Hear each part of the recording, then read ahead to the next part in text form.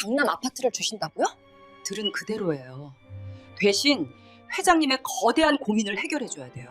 영상 시청 전에 구독, 좋아요, 가입 버튼을 눌러주시면 올해 안에 로또 1등 당첨되실 수 있게 기도해드리겠습니다.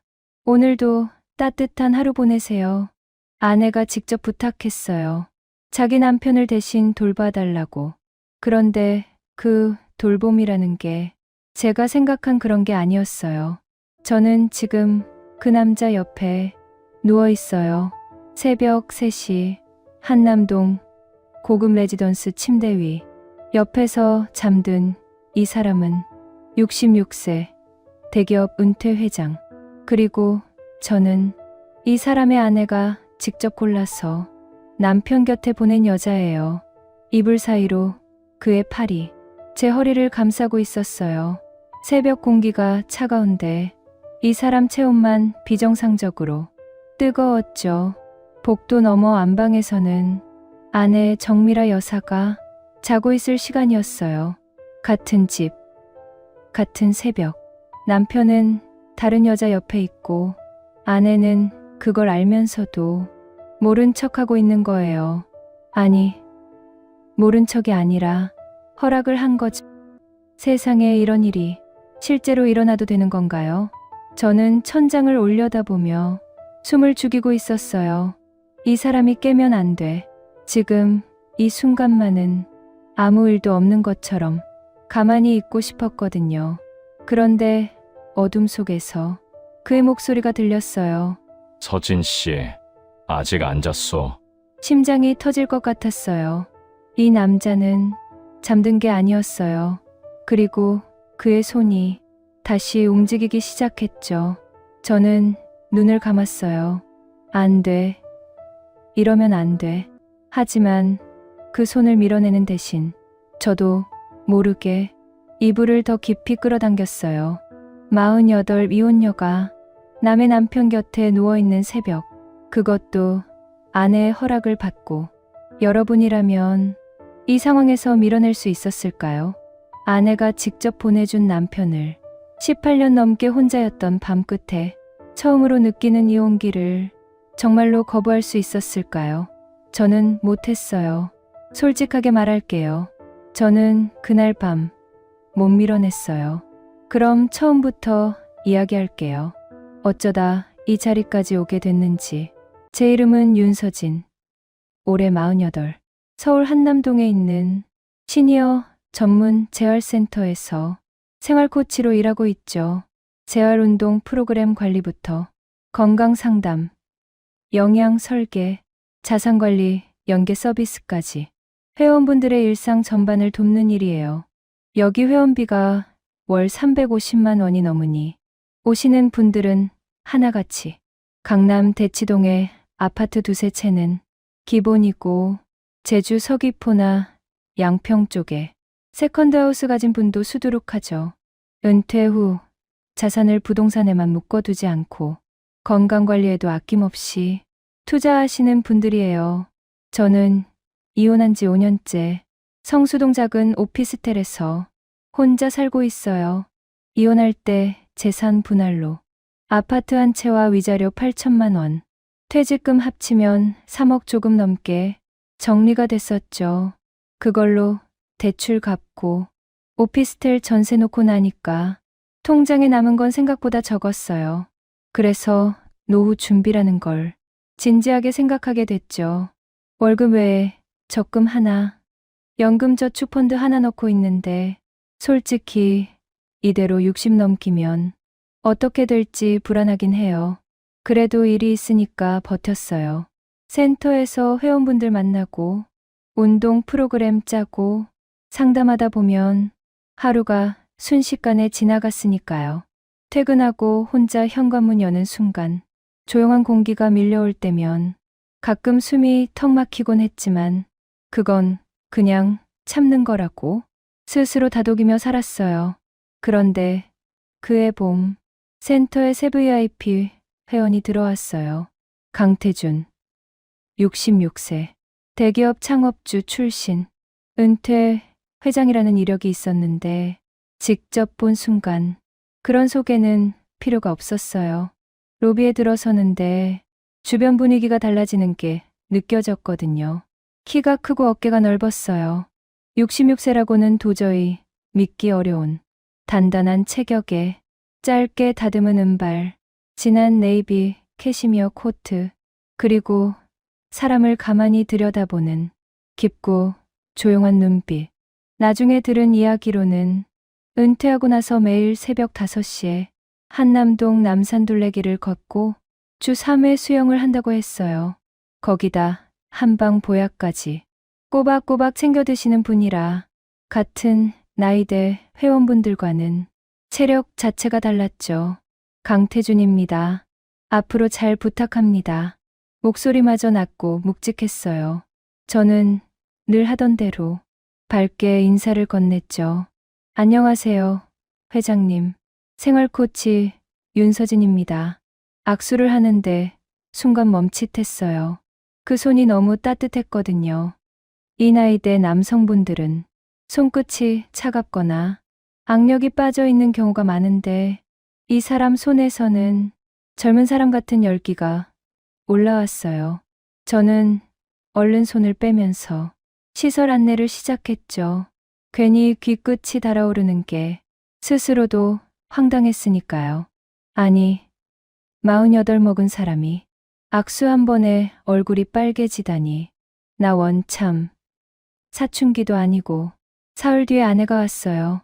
정미라, 64세, 유명 문화재단 이사라고 했죠. 아이보리 실크 블라우스에 작은 진주 귀걸이 하나, 말 한마디 한마디에 품위가 배어있는 사람이었어요. 서진 씨라고 했죠. 남편이 서진 씨 이야기를 하더라고요. 요즘 코치가 참 좋다면서. 저는 웃으며 대답했어요. 별 말씀을요. 회장님이 워낙 성실하게 운동을 하셔서 오히려 저한테는 편한 회원이세요. 미라 여사는 미소를 지었지만 그 눈은 웃고 있지 않았어요. 입꼬리만 올라가고 눈동자는 뭔가를 삼키고 있는 것 같았죠. 저는 그때 그 표정의 의미를 전혀 읽지 못했어요. 태준 회장의 재활 프로그램이 본격적으로 시작됐어요.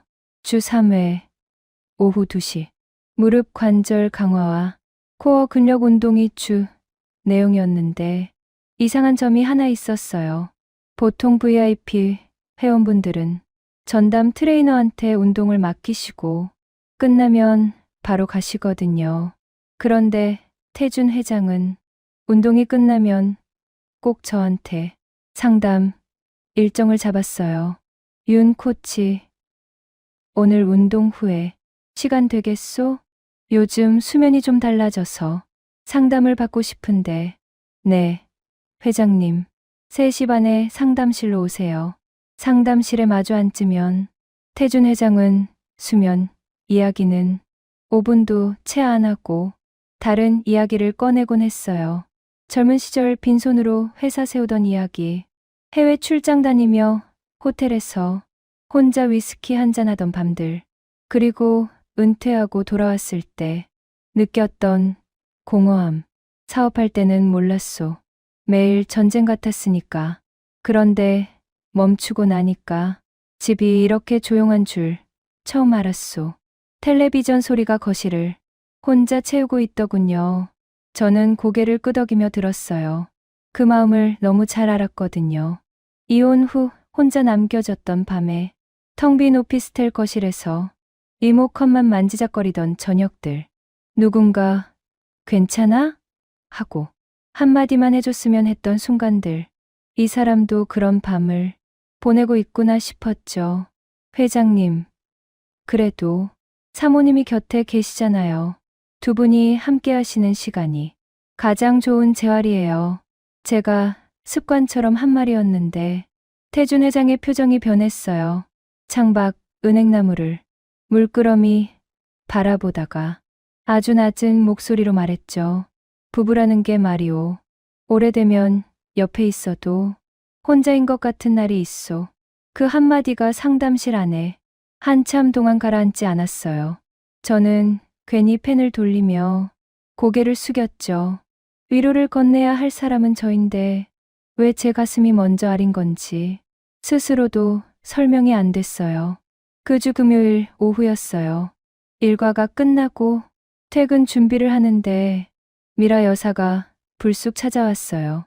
서진 씨, 잠깐 시간 될까요? 평소에 우아한 미소가 없었어요. 입술이 미세하게 떨리고 있었고 눈 밑에 그림자가 내려앉아 있는 얼굴이었죠. 저는 상담실 문을 닫고 마주 앉았어요. 미라 여사는 찻잔을 감싸 쥔 채 한참을 아무 말 없이 앉아 있었죠. 차 향기가 천천히 좁은 상담실을 채우고 있었어요. 그리고 조용히 입을 열었어요. 서진 씨, 좀 민망한 부탁인데요. 네, 편하게 말씀하세요. 우리 남편 있잖아요. 목소리가 가늘게 떨렸어요. 그녀는 시선을 내리깔고 말했죠. 그 사람이 아직도 너무 정정해요. 저는 처음에 건강 이야기인 줄 알았어요. 아, 네. 회장님이 체력이 정말 좋으시더라고요. 아니에요. 서진 씨. 미라 여사가 고개를 저었어요. 제가 작년에 큰 수술을 했어요. 의사가 당분간 절대 무리하면 안 된다고 했고요. 한 달에 한 번 정기 검진도 받고 종합 비타민에 오메가3에 유산균까지 매일 챙겨 먹고 있지만 몸이 예전 같지가 않아요. 그리고 잠시 숨을 고르더니 아주 작은 목소리로 말했어요. 그런데 그 사람은 멈추는 법을 몰라요. 25에 만나서 40년 가까이 살았는데 그 부분만큼은 변한 적이 없더라고요. 순간 상담실 안의 공기가 완전히 달라졌어요. 저는 찻잔을 쥔 손이 미세하게 떨리는 걸 느꼈죠. 미라 여사가 저를 똑바로 봤어요. 서진 씨, 우리 남편 좀 대신 돌봐줄 수 있겠어요? 그 말을 듣는 순간 머릿속이 하얘졌어요. 귀가 멍해지고 심장 박동이 한 템포 늦게 찍히는 게 느껴졌죠. 여사님, 그게 무슨, 알아요. 황당한 소리라는 거. 나도 이런 말 하는 내가 싫어요. 40년을 함께 산 남편을 다른 여자한테 부탁하는 게 얼마나 비참한 건지 서진 씨는 모를 거예요. 미라 여사의 눈에 눈물이 그렁그렁 맺혀 있었어요. 하지만 서진 씨, 그 사람은 지금 너무 외로운 사람이에요. 저한테는 더 이상 그 사람이 원하는 걸 줄 수가 없어요. 자존심이 하늘을 찌르는 사람이 이렇게까지 말한다는 건 그 안에서 얼마나 오래 혼자 싸웠다는 뜻이겠어요. 저는 아무 대답도 하지 못한 채 그 자리에 굳어 있었어요. 미라 여사가 일어서며 말했죠. 바로 대답 안 해도 돼요. 그냥 한번 생각만 해봐줘요. 그녀가 나간 뒤 상담실에 혼자 남았어요. 창밖으로 늦은 봄 햇살이 비스듬히 들어오고 있었는데 그 따뜻한 빛이 오히려 서늘하게 느껴졌어요. 충격적인 부탁이었어요. 말도 안 되는 이야기였죠. 그런데 이상한 건요. 그 충격 속에서 자꾸 떠오르는 게 있었어요. 악수할 때 전해졌던 그 체온, 옆에 있어도 혼자 같다던 목소리, 창밖을 바라보던 그 쓸쓸한 눈빛. 48 이혼녀인 제가 66세 유부남의 아내에게 이런 부탁을 받다니 현실이 맞는 건가 싶었어요. 그리고 진짜 무서운 건 그 부탁을 듣고 난 뒤 마음 한구석이 미세하게 흔들리고 있다는 거였어요. 그날 밤에 잠이 오지 않았어요. 이불을 끌어안고 천장만 올려다보면서 같은 생각이 빙글빙글 돌았죠. 안 돼. 이건 아니야. 절대 넘으면 안 되는 선이야. 그런데 눈을 감으면 자꾸 그 사람 얼굴이 떠올랐어요. 상담실에서 창밖을 바라보던 옆모습, 차분하게 웃을 때 눈가에 잡히는 깊은 주름, 그리고 혼자 같다고 말하던 그 낮은 목소리. 다음 주 월요일 아침이었어요. 센터 복도에서 태준 회장과 마주쳤어요. 윤 코치. 좋은 아침이요. 늘 그렇듯 차분한 인사였어요. 그런데 그 목소리가 전과는 완전히 다르게 들렸죠. 저도 모르게 시선을 피했어요. 그러자 태준 회장이 반걸음 다가오며 물었죠. 안색이 좋지 않소. 주말에 무슨 일이라도 있었소? 아, 아니에요. 주말에 잠을 좀 설쳤어요. 저는 서둘러 자리를 피했어요. 복도를 돌아서는 순간 심장이 제멋대로 뛰고 있었죠. 이러면 안 되는 거잖아요. 이 사람은 회원이고 아내가 있는 사람이에요. 그런데 왜 이 사람 앞에만 서면 가슴이 이렇게 시리도록 떨리는 건지 저도 제가 무서웠어요. 그 주부터 저는 태준 회장을 의식적으로 피했어요. 상담, 일정이 잡히면 다른 코치한테 넘기고 운동 시간에는 일부러 사무실에 틀어박혀 있었죠. 그런데 피한다고 마음까지 피해지는 건 아니더라고요. 사무실에서 서류를 정리하다가도 복도에서 그 사람 목소리만 들리면 펜을 쥔 손이 멈춰버렸어요. 참 한심했죠. 미라 여사한테 대답도 못하고 태준 회장은 대면도 못하고 그 사이에서 혼자 이러지도 저러지도 못하고 있었으니까요. 일주일쯤 지났을 때 센터 후배 민지가 점심시간에 슬쩍 물어봤어요. 언니, 요즘 왜 그래요? 태준 회장님 상담을 왜 빼요?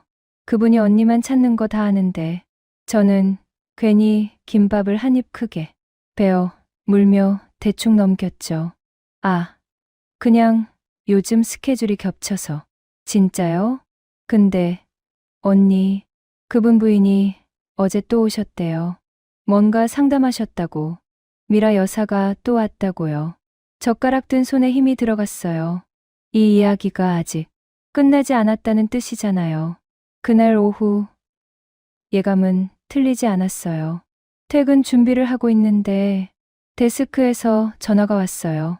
서진, 코치님, 정미라 여사님이 상담 요청하셨어요. 저는 수화기를 내려놓고 한참 동안 움직이지 못했어요. 피하고 싶었지만 회원 가족의 상담 요청을 무시할 수는 없었죠. 상담실 문을 열고 들어가니 미라 여사가 앉아 있었어요. 지난번보다 얼굴이 더 수척해져 있었죠. 볼에 살이 빠져서 광대뼈가 도드라져 있었고 손등에 핏줄이 선명하게 드러나 있었어요. 서진 씨, 앉아요. 자기 집 거실인 양 편하게 말했지만 그 목소리에는 무게가 실려 있었어요. 저는 맞은편에 앉으며 먼저 입을 열었어요.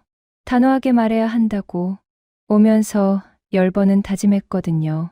여사님, 지난번 말씀 죄송하지만 저는 그렇게 할 수가 없어요. 미라 여사는 놀라지 않았어요. 오히려 고개를 천천히 끄덕이며 예상했다는 듯 미소를 지었죠. 그럴 줄 알았어요. 서진 씨 같은 사람이 그걸 쉽게 받아들이겠어요. 잠시 침묵이 흘렀어요. 상담실 창으로 오후 햇살이 비스듬히 들어오고 있었는데 먼지 알갱이들이 빗속에서 느릿느릿 떠다니고 있었죠. 미라 여사가 가방에서 서류 봉투 하나를 꺼냈어요. 갈색 크라프트지 봉투였는데 묵직한 게 서류가 꽤 들어있어 보였어요. 이건 뭐예요? 열어봐요. 저는 봉투를 열었어요. 안에는 부동산 등기 서류와 은행 자동이체 확인서가 들어있었어요. 서초구 반포동 84제곱미터 아파트 한 채, 그리고 매달 500만 원씩 자동이체되는 계좌 내역서. 순간 손끝이 차가워졌어요. 여사님, 이게 서진 씨 앞으로 넣을 거예요. 아파트는 내 명의로 사서 서진 씨한테 전세로 넣어줄게요. 보증금은 필요 없어요.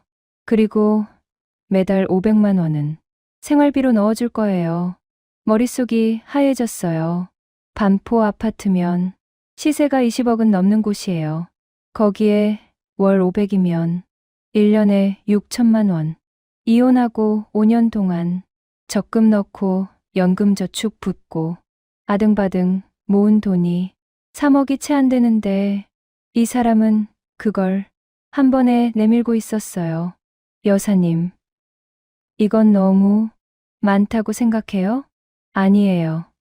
서진 씨, 이건 부탁의 무게를 내가 아는 거예요.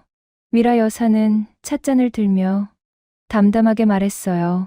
서진 씨가 싸구려 사람이라서 돈으로 사려는 게 아니에요. 솔직하게 말할게요. 나는 저 사람을 40년 가까이 살았고, 저 사람이 뭐가 필요한지 누구보다 잘 알아요. 그리고 서진 씨, 당신도 필요한 게 있잖아요. 가슴이 뜨끔했어요. 이 사람은 저를 너무 정확하게 읽고 있었거든요.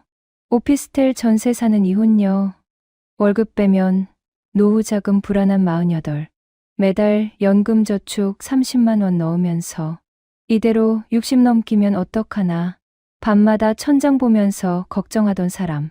그 불안을 미라 여사는 정확히 알고 거기를 찌른 거예요. 서진 씨, 생각해봐요. 아파트 한 채 있으면 적어도 노후 걱정은 없어요. 월 500이면 여유 있게 건강검진도 받고 좋아하는 것도 하면서 살 수 있어요. 그냥 우리 남편 외롭지 않게만 해줘요. 저는 서류를 내려다 봤어요. 반포 아파트 등기, 매달 500만 원 자동이체. 손이 떨렸어요. 이건 단순한 부탁이 아니었어요. 제 인생 통째로를 흔드는 제안이었어요. 바로 대답 안 해도 돼요. 일주일만 생각해봐요. 미라 여사가 일어서며 말했어요. 그리고 문 앞에서 돌아보며 마지막으로 덧붙였죠. 서진 씨, 사람이 48이면 남은 시간이 생각보다 빨리 가요. 기회라는 건 기다려주지 않더라고요. 그녀가 나간 뒤 저는 서류 봉투를 안고 한참 동안 앉아 있었어요. 창밖 은행나무에 초여름 바람이 불고 있었는데 그 흔들림이 꼭 제 마음 같았어요. 이건 미친 짓이에요. 남의 남편을 돌봐주는 대가로 아파트와 돈을 받는다는 게 말이 돼요? 안 되죠. 절대 안 되는 거죠. 그런데요. 그날 밤 오피스텔에 돌아와서 혼자 라면을 끓여 먹는데 자꾸 그 서류가 눈앞에 아른거렸어요. 반포 아파트 84제곱미터, 넓은 거실에 햇살이 들어오는 창, 매달 통장에 찍히는 500만 원, 라면, 국물을 마시다가 문득 생각했어요. 나는 지금 이 오피스텔 전세금 올해 갱신되면 2천만 원이 올라요. 그 돈 어디서 구하지? 적금 깨야 하나? 그러면 노후 자금은? 숟가락을 내려놓았어요. 천장을 올려다봤어요. 곰팡이 자국이 구석에 번져 있었죠. 미라 여사 말이 맞았어요. 기회라는 건 기다려주지 않는 거예요. 라면, 국물이 다 식었는데 저는 숟가락을 들 수가 없었어요. 서류 봉투가 식탁 위에 놓여 있었거든요. 손을 뻗으면 닿는 거리, 눈을 감아도 보이는 숫자들. 반포 84제곱미터, 월 500점. 저는 그날 밤 새벽 3시까지 잠들지 못했어요. 그리고 솔직하게 말할게요. 그때 이미 제 마음속에는 대답이 만들어지고 있었어요. 다만 입 밖으로 꺼내는 게 무서웠을 뿐이에요. 며칠 후 목요일 오후였어요. 재활운동실 앞을 지나가는데 안에서 태준 회장이 러닝머신 위를 걷고 있었어요. 다른 회원분들은 속도 3이나 4인데 이 사람은 속도 6으로 성큼성큼 걷고 있었죠. 이마에 땀이 맺혀 있었고 반팔, 티셔츠 사이로 단단한 팔뚝이 보였어요. 66세 맞나 싶을 정도로 저도 모르게 멈춰서서 쳐다보고 있었나 봐요. 태준 회장이 고개를 돌리더니 저와 눈이 딱 마주쳤어요. 러닝머신을 멈추지도 않고 걸으면서 말했죠. 윤 코치, 요즘 나를 피하고 있지 않소? 심장이 쿵 내려앉았어요. 아, 아니에요. 회장님, 스케줄이 좀 밀려서요. 그렇소? 태준 회장이 러닝머신에서 내려와 수건으로 이마를 닦으며 천천히 걸어왔어요. 한 걸음, 두 걸음. 운동실 안에 다른 회원이 두 분 계셨는데 이상하게 주변 소리가 전부 멀어지는 것 같았어요. 윤 코치, 오늘 운동 끝나고 상담 하나만 잡아줄 수 있겠소? 거절해야 했어요. 다른 코치한테 넘기는 게 맞았죠. 그런데 그 사람이 수건을 목에 걸고 가볍게 웃는 순간 입에서 다른 말이 나와버렸어요. 네, 회장님. 4시에 상담실로 오세요. 복도를 걸어 나오면서 속으로 수백 번 후회했어요. 하지만 후회보다 더 큰 감정이 가슴 안쪽에서 퍼지고 있었죠. 4시가 되면 그 사람을 다시 볼 수 있다는 거. 그 생각이 후회를 통째로 눌러버렸어요. 4시 상담은 별 이야기 없이 끝났어요. 태준 회장은 수면 패턴 이야기를 했고 저는 평소처럼 기록을 적었죠. 그런데 상담이 끝나고 일어서는 순간 태준 회장이 조용히 말했어요. 윤 코치, 이번 주말에 센터 쉬는 날이지요? 네. 토요일은 쉬는 날이에요. 양평에 작은 별장이 하나 있소. 아내가 파리 출장 중이라 혼자 가기가 좀 그렇소. 혹시 시간 되면 드라이브 겸 같이 가시겠소? 심장이 멈추는 줄 알았어요. 별장이요? 둘이서요? 회장님. 그건 좀 오해의 맛이오. 주변 경치가 좋아서 코치한테도 좋은 휴식이 될 거라 생각했을 뿐이요. 그 사람은 언제나 이랬어요. 한 발짝 다가왔다가 부담스러우면 살짝 물러나고 그러면서도 문을 완전히 닫지는 않죠. 저는 그날 밤 미라 여사한테 전화를 했어요. 여사님, 저 윤서진이에요. 네. 서진 씨. 기다리고 있었어요. 그 담담한 목소리에 오히려 소름이 돋았어요. 마치 제가 전화할 걸 처음부터 알고 있었다는 것처럼. 여사님, 한 가지만 확인하고 싶어요. 이게 언제까지예요? 그 사람이 서진 씨를 필요로 하는 동안이요. 끝은 내가 정하는 게 아니라 서진 씨가 정하는 거예요. 제가 정한다. 그 말이 마지막 벽을 허물었어요. 내가 원하면 언제든 끊을 수 있다. 그 생각이 들자 입에서 말이 나왔어요. 알겠어요, 여사님. 전화를 끊고 나서 한참 동안 멍하니 앉아 있었어요. 방금 내가 뭘 한 거지. 그런데 이상하게 죄책감보다 안도감이 먼저였어요. 이제 전세 걱정 안 해도 되는구나.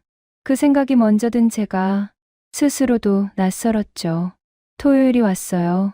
아침부터 옷장 앞에서 30분을 서 있었어요. 데이트도 아닌데 뭘 이러나 싶으면서도 결국 가장 무난한 린넨 셔츠에 면 바지를 골랐죠. 거울을 보는데 웃음이 나왔어요. 48배 옷 고르느라 30분 쓰다니 사춘기 딸도 아니고 나 원참. 태준 회장이 검은 SUV로 오피스텔 앞에 왔어요. 차에 타니까 은은한 가죽 냄새와 클래식 음악이 흘러나왔죠. 양평까지 1시간 반. 차 안에서 별 이야기를 다 했어요. 태준 회장은 은퇴 후 수영을 시작한 이야기를 했고 저는 이혼 후 혼자 제주도 올레길을 걸었던 이야기를 했죠. 혼자 여행을 다니셨소? 네. 이혼하고 나서 뭐라도 안 하면 미칠 것 같아서요. 배낭 하나 메고 일주일간 걸었어요. 대단하오. 나는 은퇴하고 나서 아무것도 못했소. 집에서 텔레비전만 보다가 아내한테 잔소리 듣고 그 말에 저도 모르게 웃었어요. 대기업 회장이었던 사람이 집에서 아내한테 잔소리 듣는 모습이 묘하게 귀엽게 느껴졌거든요. 양평 별장은 북한강이 내려다 보이는 언덕 위에 있었어요. 작다고 했는데 전혀 작지 않았죠. 통유리 창 너머로 강물이 반짝이고 있었고 마당에는 수국이 파랗게 피어 있었어요. 와, 여기 정말 좋네요. 그렇소? 여기가 내가 제일 좋아하는 장소요. 마당 테라스에 앉아서 커피를 마셨어요. 바람이 불 때마다 수국 향기가 살짝 실려왔죠. 강물 위로 오후 햇살이 금빛으로 부서지고 있었어요. 한참 동안 아무 말 없이 그 풍경을 바라보고 있었는데 태준 회장이 조용히 말했어요. 사람이 나이 들어도 마음은 안 늙더군요. 오히려 더 간절해지는 것 같소. 저는 커피잔을 내려놓으며 말했어요. 회장님, 저는 코치고 회장님은 회원이세요. 이 선은 넘으면 안 돼요. 분명히 거절한 거예요. 그런데 태준 회장은 표정 하나 바뀌지 않았어요. 다만 찻잔을 천천히 내려놓고 창 너머 강물을 바라보며 말했죠. 그 선이라는 것이 진짜 있는 건지 우리가 만들어 놓은 건지 가끔 헷갈리요. 대답하지 않았어요. 대답하면 안 된다는 걸 알았거든요. 그때 갑자기 하늘이 어두워졌어요. 여름 소나기가 예고 없이 쏟아졌죠. 빗방울이 테라스 지붕을 세차게 두들기기 시작했어요. 순식간에 바깥 세상 전체가 빗소리에 삼켜버렸죠. 저는 급하게 일어서서 실내로 들어갔어요. 태준 회장도 뒤따라 들어왔죠. 빗물에 젖은 셔츠 소매를 걷어 올리면서 통유리 너머 북한강 위로 빗줄기가 쏟아지고 있었어요. 강물이 빗방울에 맞아서 수천 개의 물기둥이 동시에 솟았다 사라지고 있었죠. 이 별장 안에는 빗소리와 커피향 그리고 두 사람의 호흡만 남아 있었어요. 저는 유리창 쪽으로 서서 바깥을 바라봤어요. 뒤에서 그 사람의 기척이 느껴졌죠. 한 걸음, 또 한 걸음, 등 뒤로 체온이 가까워졌어요. 돌아보면 안 돼. 돌아보는 순간 끝이야. 머릿속에서 경고가 울렸어요. 저는 유리창에 손을 짚었어요. 차가웠어요. 빗물이 바깥에서 유리를 타고 흐르고 있었죠. 서진 씨, 윤 코치가 아니라 서진 씨. 그 사람이 처음으로 제 이름을 불렀어요. 목소리가 빗소리 사이로 낮게 스며들었어요. 마치 따뜻한 물이 차가운 유리 틈 사이로 천천히 번지는 것처럼. 돌아보지 마세요. 제가 먼저 말했어요. 목소리가 떨리고 있다는 걸 저도 알았어요. 돌아보면 저 멈출 수 없을 것 같아요. 그게 거절이었을까요? 아니면 고백이었을까요? 저도 몰라요. 침묵이 길어졌어요. 빗소리만 세상을 채우고 있었죠. 그리고 등 뒤에서 아주 낮은 목소리가 들렸어요. 그러면 멈추지 마시오. 심장이 한번 크게 뛰었어요. 그 한마디가 가슴팍 한가운데를 정확하게 관통했어요. 5년이에요. 5년 동안 아무도 제 이름을 그렇게 부른 적 없었어요. 아무도 제 등 뒤에 서서 이렇게 가까이 숨을 쉰 적 없었죠. 이혼 서류 쓰던 밤, 텅 빈 오피스 거실, 혼자 끓인 라면, 혼자 맞은 생일, 그 모든 밤들이 한꺼번에 밀려왔어요. 눈물이 흘렀어요. 내가 왜 우는 건지도 모르겠는데 그냥 멈출 수가 없었어요. 그때 등 뒤에서 따뜻한 손이 느껴졌어요. 제 어깨 위에 조심스럽게 내려앉는 손. 거칠지 않았어요. 마치 부서질까봐 조심하는 것 같았죠. 이러면 안 되는 거잖아요. 이 사람은 유부남이고 복도 너머 파리에는 이 사람의 아내가 있고 나는 돈을 받고 여기 온 사람이에요. 뿌리쳐야 해.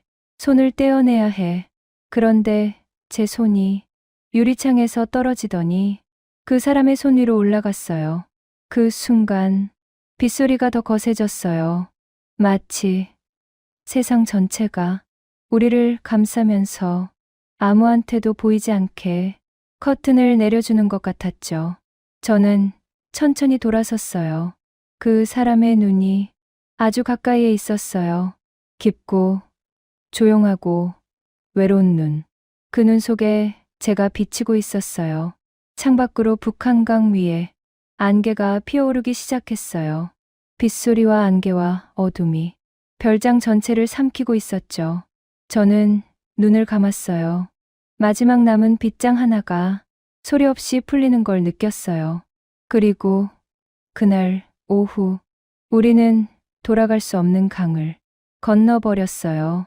다음 날 아침 별장 통유리 너머로 맑은 햇살이 쏟아지고 있었어요. 어젯밤 소나기가 거짓말처럼 하늘이 투명하게 개어 있었죠. 이불 위로 햇살이 내려앉았는데 그 빛이 따뜻하면서도 묘하게 무거웠어요. 저는 천장을 올려다봤어요. 여기가 어디지? 내가 뭘 한 거지? 옆에서 낮은 숨소리가 들렸어요. 이 사람은 아직 자고 있었죠. 이불 밖으로 나온 그 사람의 팔이 새벽 빛을 받아 희미하게 윤곽을 그리고 있었어요. 저는 조용히 일어나서 거실로 나왔어요. 소파에 앉아서 멍하니 강물을 바라봤죠. 후회해야 하는 거잖아요. 죄책감에 무너져야 정상이잖아요. 그런데 이상하게 가슴 안쪽이 따뜻했어요. 5년 만에 처음으로 외롭지 않다는 게 이렇게 벅찬 건지 저는 까맣게 잊고 살았더라고요. 부엌에서 소리가 났어요. 태준 회장이 커피를 내리고 있었어요. 큰 손으로 조심스럽게 드리퍼를 잡고 있는 모습이 묘하게 어울리지 않으면서도 따뜻해 보였죠. 서진 씨, 커피 마실 거요? 네. 그 사람이 건넨 커피는 약간 진했어요. 하지만 써도 괜찮았어요. 그 사람이 직접 내려준 거니까. 서울로 돌아오는 차 안에서 저는 창밖만 바라봤어요. 양평 풍경이 뒤로 빠져나갔고 서울이 점점 가까워졌죠. 현실이 다가오고 있었어요. 그런데 그때는 몰랐어요.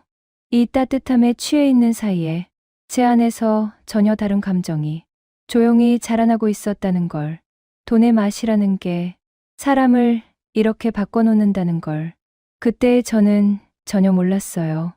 회원 전용 영상들과 다음 편 내용을 미리 알고 싶다면 채널명 옆에 가입 버튼을 눌러주세요.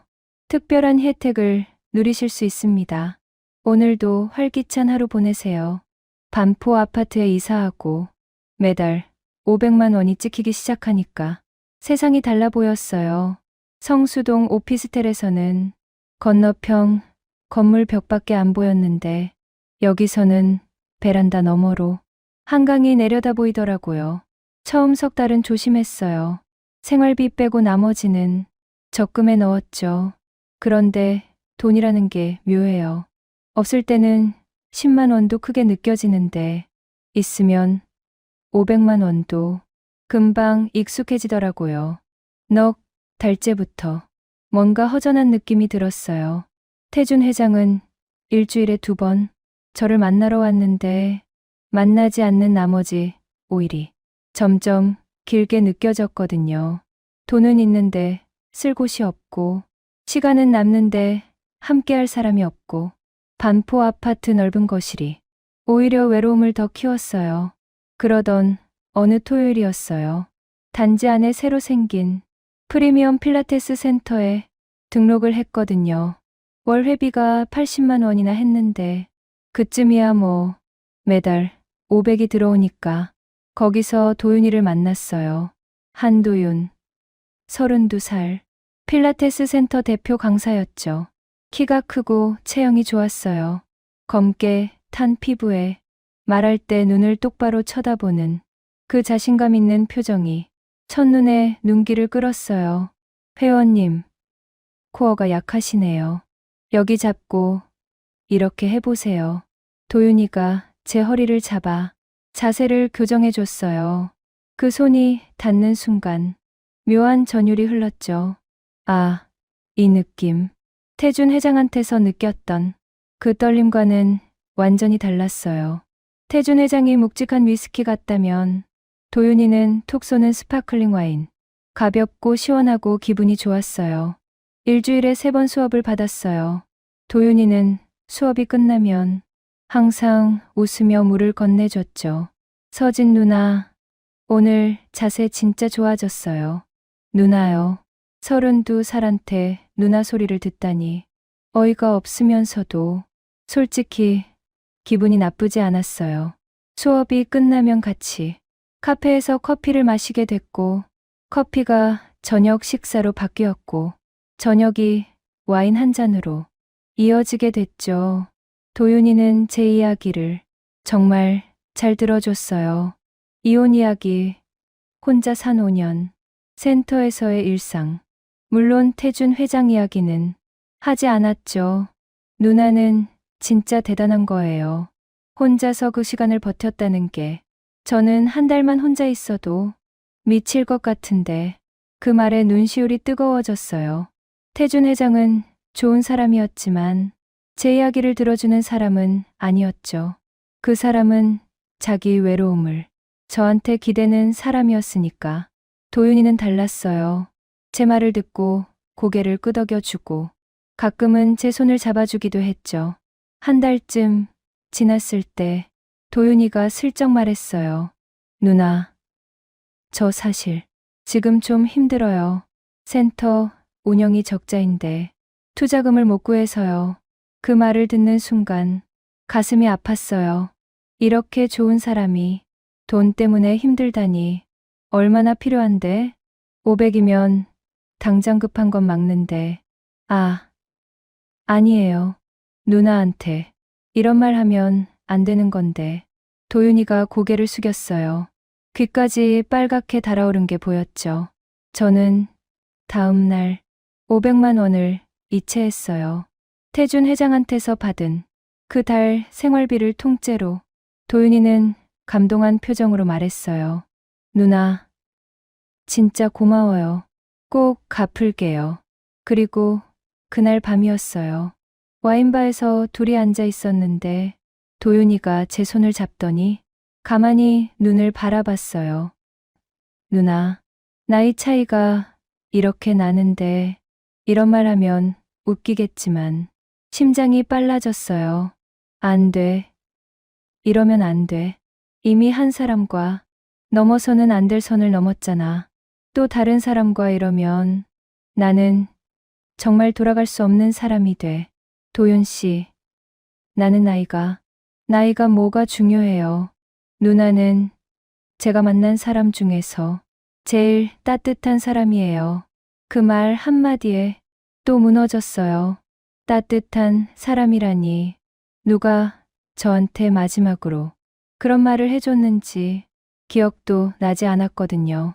와인바를 나서면서 도윤이가 제 어깨에 자기 재킷을 걸쳐줬어요. 초여름 밤바람이 볼을 스치고 있었는데 그 재킷에서 도윤이 향수 냄새가 났어요. 젊고 가볍고 달콤한 냄새. 저는 그 재킷을 벗지 않았어요. 그날 밤 또 선을 넘었어요. 태준 회장을 만나면서 동시에 다른 남자와 같은 선을 넘은 거예요. 그런데 무서운 건 죄책감이 점점 옅어지고 있다는 거였죠. 그 뒤로 도윤이한테 돈이 계속 나갔어요. 센터 인테리어비 300만 원, 장비 교체비 200만 원, 도윤이 생일에 명품 시계 150만 원, 외제차 리스비 보조 100만 원. 셈을 해보니까 석 달 사이에 2천만 원 가까이 쓴 거였어요. 태준 회장한테서 받은 돈이 도윤이 주머니로 흘러가고 있었죠. 한 남자한테 받은 돈을 다른 남자한테 쓰고 있는 제가 너무 비참하면서도 그 순간에는 멈출 수가 없었어요. 도윤이가 좋아하는 모습을 보면 지갑이 열렸거든요. 그리고 5달쯤 됐을 때 도윤이가 말했어요. 누나, 나 다음 달에 발리로 서핑 배우러 가. 한 달 정도, 한 달, 센터는 매니저한테 맡기면 돼요. 누나도 같이 갈래요? 저는 고개를 저었어요. 태준 회장이 있으니까 한 달을 비울 수는 없었죠. 도윤이는 출국했어요. 그리고 연락이 끊겼어요. 처음엔 바쁜가 보다 했어요. 일주일, 2주일, 한 달. 전화를 해도 안 받고 메시지를 보내도 읽지도 않았죠. 필라테스 센터에 가봤어요. 문이 닫혀 있었어요. 안에 짐도 거의 빠져 있었죠. 옆가게 사장님이 말했어요. 아, 거기 사장? 2달 전에 폐업 신고했던데요. 2달 전이면 제가 한창 돈을 보내고 있을 때였어요. 센터 운영이 적자라고 한 게 아니라 이미 접을 준비를 하고 있었던 거죠. 투자금도 인테리어비도 장비 교체비도 전부 거짓말이었어요. 저는 폐업한 센터 앞에서 한참 동안 서 있었어요. 다리에 힘이 풀려서 주저앉고 싶었지만 지나가는 사람들이 있어서 울지도 못했어요. 48배 32살한테 좋은 소리 듣고 싶어서 2천만 원을 갖다 바친 거예요. 아까운 건 돈이 아니었어요. 그 돈보다 더 비싼 걸 잃어버린 거죠. 저라는 사람의 바닥을 스스로 확인해버린 거니까요. 반포 아파트로 돌아오는 길에 한강 다리를 건넜어요. 강물이 어둡게 흐르고 있었죠. 그런데 그 빚을 메울 방법이 하나밖에 떠오르지 않았어요. 태준 회장한테 더 큰 걸 요구하면 되잖아. 아파트가 아니라 건물. 그 사람 재산이면 그 정도는. 그 생각이 떠올랐을 때 저는 제가 무서웠어요. 1년 전에는 라면 끓여 먹으며 전세금 걱정하던 사람이었는데 지금은 남의 남편한테 건물을 달라는 궁리를 하고 있으니까요. 욕심이라는 게 한번 시작되면 끝이 없다는 걸 저는 그제야 알았어요. 하지만 이미 너무 깊이 들어와 버린 것 같았어요. 태준 회장을 만난 건 그 다음 주 화요일이었어요. 양평 별장이 아니라 한남동 레지던스 라운지에서 커피를 마시고 있었죠. 저는 잔을 내려놓으며 용기를 냈어요. 아니, 용기라고 하기엔 너무 뻔뻔한 말이었죠. 회장님, 부탁이 하나 있어요. 말해 보시오. 저 요즘 노후 준비를 좀 더 진지하게 생각하고 있는데요. 아파트 말고 수익형 부동산을 하나 갖고 싶어요. 태준 회장의 표정이 미세하게 변했어요. 커피잔을 든 손이 잠깐 멈추는 게 보였죠. 수익형 부동산이라면 어떤 걸 말하는 거요? 작은 건물이요. 역삼동이나 서초동 쪽에 소형 상가 건물 하나면 월세 수입으로 노후가 안정될 것 같아서요. 그 말을 하면서도 제 목소리가 떨리고 있다는 걸 느꼈어요. 역삼동 소형 상가 건물이면 최소 30억에서 50억은 하거든요. 500만 원짜리 부탁을 하다가 수십억짜리 부탁을 하는 거예요. 태준 회장은 한참 동안 아무 말이 없었어요. 라운지 안에 재즈 음악이 조용히 흐르고 있었는데 그 침묵이 음악보다 더 크게 느껴졌죠. 그리고 천천히 입을 열었어요. 서진 씨, 그건 좀 다른 차원의 이야기요. 알아요. 갑자기 이런 말 해서 죄송해요. 아니, 죄송할 건 없소. 다만 태준 회장이 저를 바라봤어요. 그 눈빛이 예전과 달랐어요. 따뜻하고 외로웠던 그 눈이 차갑지는 않았지만 뭔가를 가늠하는 눈이었죠. 생각해 보겠소. 거절도 승낙도 아닌 대답. 저는 그 말에 매달렸어요. 생각해 보겠다는 건 가능성이 있다는 뜻이니까. 그런데 제가 몰랐던 게 있었어요. 그날 라운지에서 우리가 커피를 마시는 모습을 누군가 보고 있었다는 거예요. 3일 뒤 센터에 출근했더니 데스크 직원이 긴장한 얼굴로 말했어요. 서진, 코치님, 강민수님이라는 분이 코치님 만나자고 기다리고 계세요. 강민수, 태준 회장의 아들이었어요. 41세, 해외 투자회사 임원. 이름은 들었지만 직접 만난 적은 없었죠. 상담실 문을 열었어요. 양복을 빳빳하게 차려입은 남자가 팔짱을 끼고 앉아 있었어요. 아버지를 닮은 큰 체격에 차가운 눈. 하지만 태준 회장의 눈에 있던 따뜻함은 없었어요. 날카롭고 계산적인 눈이었죠. 윤서진 씨 맞죠? 씨. 코치도 아니고 누나도 아니고 딱 잘라서 씨. 그 호칭에서부터 이 대화가 어떻게 흘러갈지 감이 왔어요. 네. 맞아요. 어떻게 오셨어요? 단도직입적으로 말하겠습니다. 아버지랑 무슨 사이예요? 심장이 쿵 내려앉았어요. 하지만 내색하면 안 됐죠. 무슨 말씀이세요? 저는 회장님 담당 코치고 상담을 도와드리고 있을 뿐이에요. 민수가 양복 안주머니에서 서류 뭉치를 꺼냈어요. 테이블 위에 탁 내려놓았죠. 반포 아파트 등기 확인했습니다. 어머니 명의로 구입해서 윤서진 씨한테 무상 제공. 그리고 매달 500만 원. 자동이체 내역. 손끝이 차가워졌어요. 아버지 자산 관리를 제가 일부 맡고 있어서 이상한 돈 흐름은 다 보입니다. 1년 동안 아파트 한 채에 생활비 6천만 원. 합치면 상당한 금액이죠. 민수가 서류를 한 장 더 꺼냈어요. 그리고 최근에 아버지한테 상가 건물을 요구했다면서요? 라운지에서 대화하는 거. 아버지 비서한테 보고가 들어왔습니다. 머릿속이 하얘졌어요. 비서. 태준 회장 비서가 민수한테 보고를 하고 있었던 거예요. 처음부터. 윤서진 씨, 저는 감정적으로 이야기할 생각 없습니다. 비즈니스로 말하겠습니다. 민수가 양복 단추를 풀며 의자에 깊이 앉았어요. 두 가지 중에 고르세요. 하나, 지금 즉시 아버지와 모든 관계를 정리하고 반포 아파트에서 나가고 받은 돈 전액을 반환한다. 둘, 거부하면 법적 조치에 들어갑니다. 부정한 이익 취득, 재산 편취 혐의로 민사소송 진행할 겁니다. 목소리가 칼날 같았어요. 저는 입술이 바짝 말랐어요. 그리고 한 가지 더.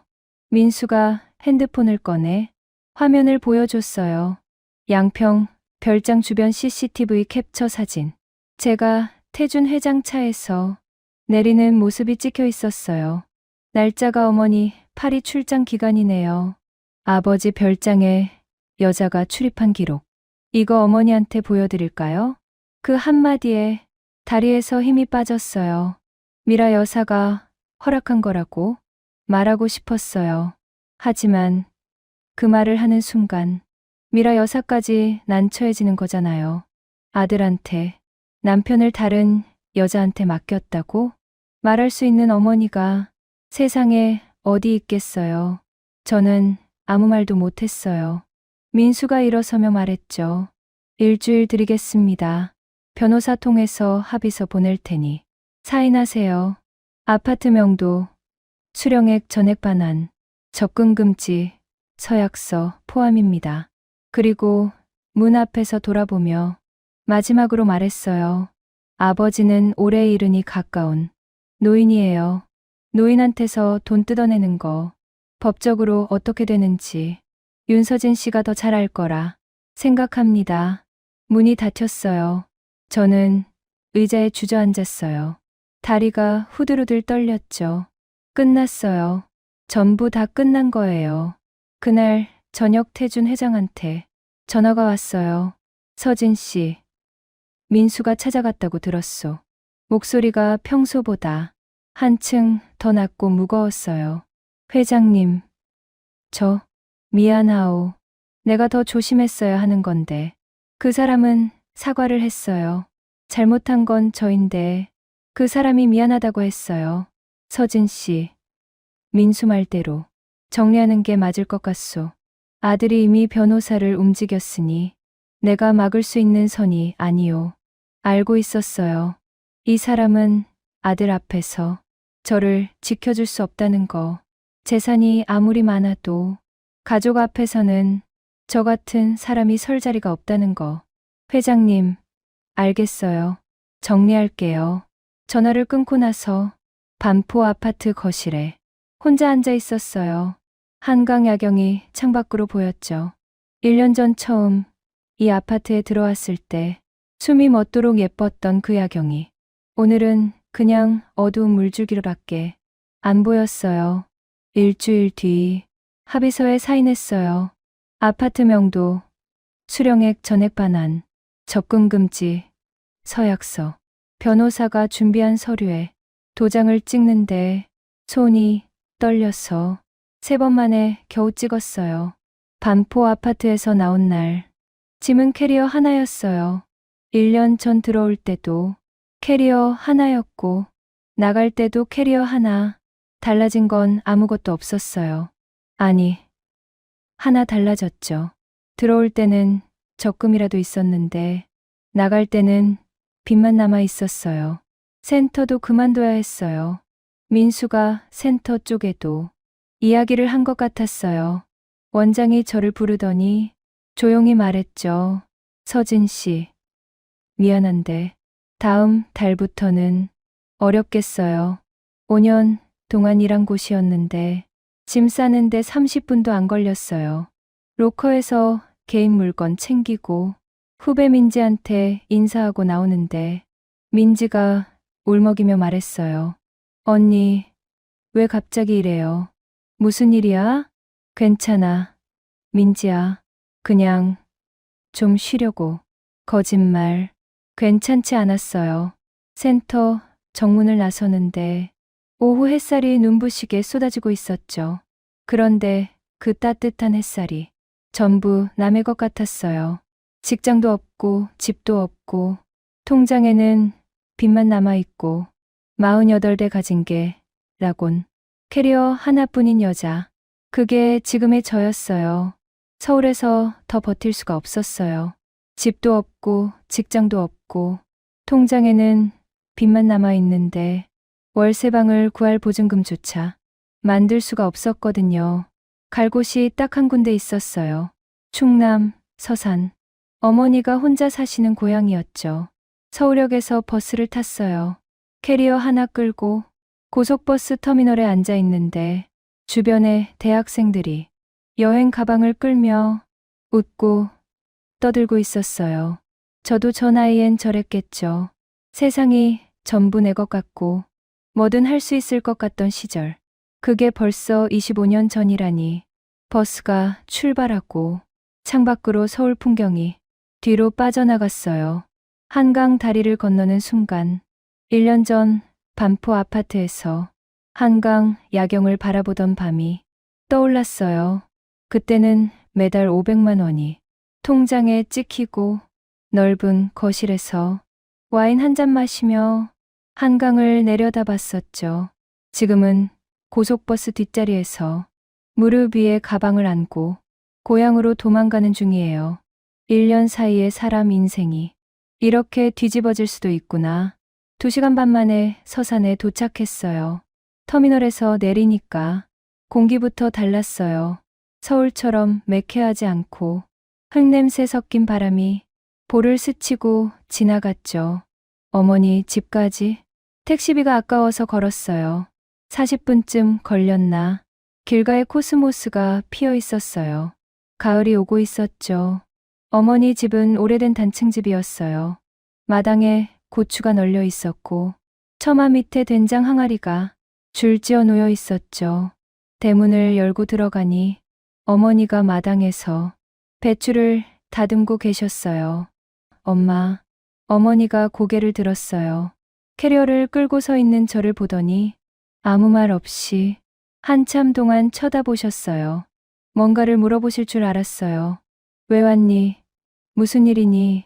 직장은 어떻게 된 거니? 그런데 어머니는 그런 말 하나 안 하시고 그냥 부엌으로 들어가셨어요. 그리고 5분 뒤에 김이 모락모락 나는 된장찌개를 내오셨죠. 밥 먹어. 그 한마디에 눈물이 왈칵 쏟아졌어요. 1년 동안 반포 아파트에서 고급 레스토랑에서 와인바에서 수없이 많은 밥을 먹었는데 이 된장찌개 한 그릇보다 따뜻한 밥은 없었어요. 어머니 앞에서 밥 먹으면서 울어버렸어요. 48 먹은 딸이 숟가락 들고 훌쩍거리니까 어머니가 쪽파김치를 하나 집어 제 밥 위에 올려주시며 말씀하셨어요. 다 먹고 이야기해. 배고프면 생각도 안 나온다. 그날 밤 어머니 옆에 이불 깔고 누웠어요. 천장을 올려다봤죠. 반포 아파트 천장은 매끈하고 깨끗했는데 여기 천장은 오래된 장판에 군데군데 얼룩이 져 있었어요. 그런데 이상하게 이 낡은 천장이 더 편안했어요. 거짓말을 안 해도 되니까, 누구한테 예쁘게 보이지 않아도 되니까, 그냥 나로 있어도 되니까. 어머니한테 전부 말씀드리지는 않았어요. 서울에서 일이 좀 안 돼서 다시 시작하려고 왔다고만 했죠. 어머니는 더 묻지 않으셨어요. 다만 아침마다 밥상을 차려주시고 저녁이면 마당에서 같이 앉아 별을 보셨어요. 서울에서는 별이 안 보이거든요. 여기서는 하늘에 별이 쏟아질 듯 박혀 있었어요. 그 별을 보면서 생각했어요. 내가 진짜 원했던 게 뭐였을까? 반포 아파트? 매달 500만 원? 건물? 아니었어요. 저는 그냥 외롭지 않고 싶었을 뿐이에요. 그런데 그 외로움을 돈으로 채우려다가 결국 더 큰 외로움을 만들었죠. 태준 회장도 결국은 외로운 사람이었고, 저도 외로운 사람이었고, 우리는 외로움끼리 만나서 서로를 더 아프게 한 거였어요. 일주일쯤 지나서 서산재래시장에 나가봤어요. 어머니가 가끔 가시는 곳이었죠. 좁은 골목에 생선가게, 떡집, 반찬 가게들이 다닥다닥 붙어 있었어요. 아주머니들이 큰 소리로 흥정하는 소리가 들렸고 어디선가 호떡 굽는 냄새가 났죠. 서울백화점 지하 식품관과는 비교도 안 되는 곳이었지만 사람 사는 냄새가 났어요. 진짜 사람 사는 냄새. 시장 한쪽에 빈 가판이 하나 있었어요. 옆에서 순대를 파시는 아주머니한테 물어봤어요. 이모, 저 자리 비어 있는 거예요? 응. 거기 원래 잡화 팔던 데인데 주인이 건강 안 좋아서 접었어. 왜? 하고 싶어? 네. 해볼까 싶어서요. 뭘 팔 건데? 저는 잠시 생각했어요. 5년 동안 재활센터에서 건강관리, 영양 상담을 했던 경험. 그게 제가 가진 전부였어요. 건강 떡이요.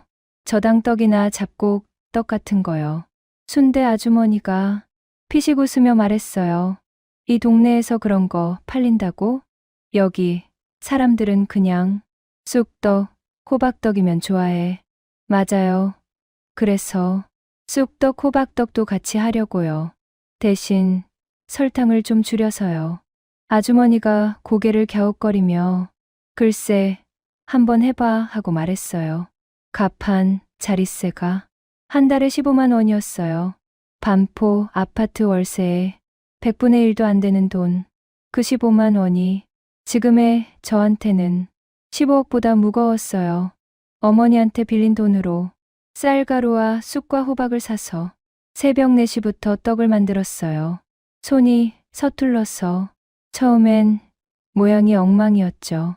어머니가 옆에서 묵묵히 도와주셨어요. 이건 이렇게 치대야 해. 너 어렸을 때 내가 매번 했잖아. 어머니 손은 거칠고 주름이 깊었지만 떡을 빚는 솜씨는 어떤 요리사보다 정확했어요. 첫날 15개 팔았어요. 둘째 날 20개, 셋째 날 순대 아주머니가 제 떡을 맛보더니 말했어요. 이거 괜찮네. 달지 않아서 좋다. 일주일 뒤부터는 단골이 하나둘 생기기 시작했어요.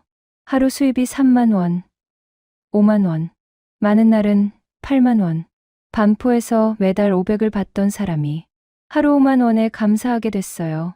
그런데 신기한 건 그 5만 원이 훨씬 가볍고 훨씬 마음이 편했다는 거예요.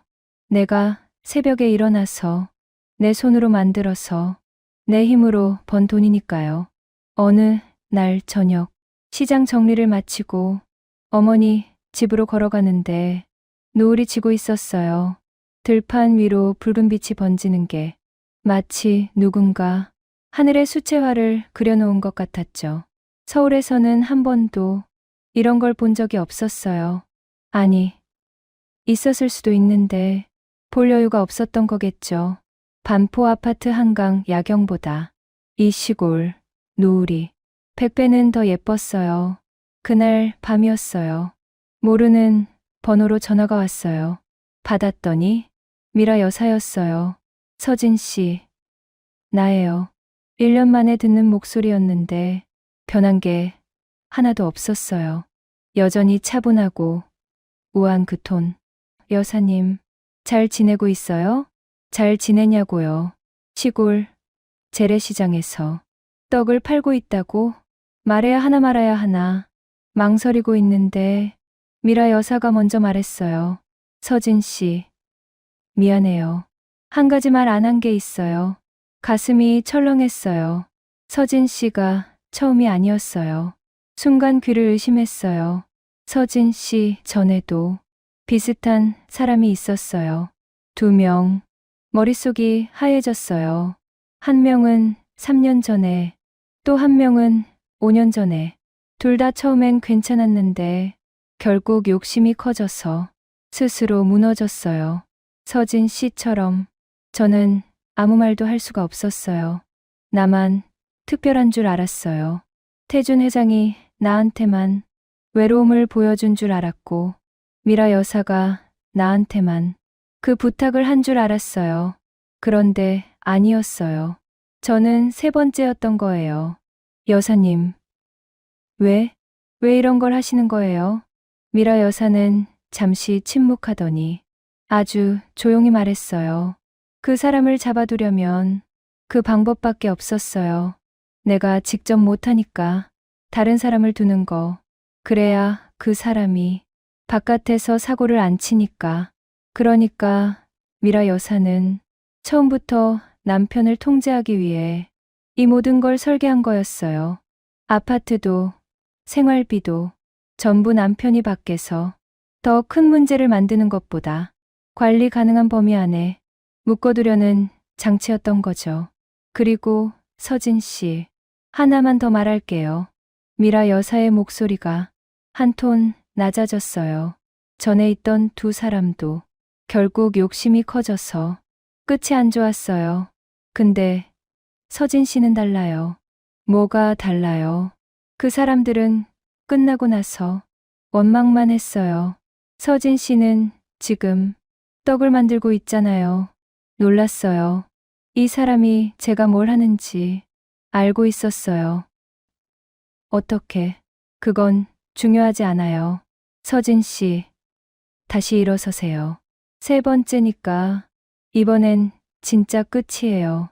더 이상 이쪽으로 올 일은 없을 거예요. 전화가 끊겼어요.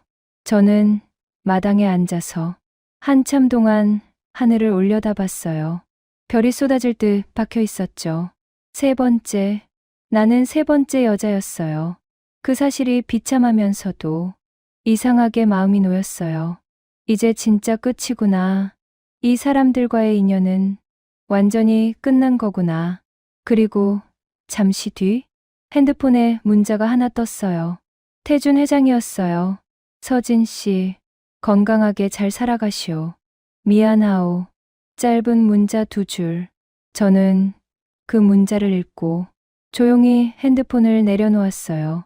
답장은 하지 않았어요.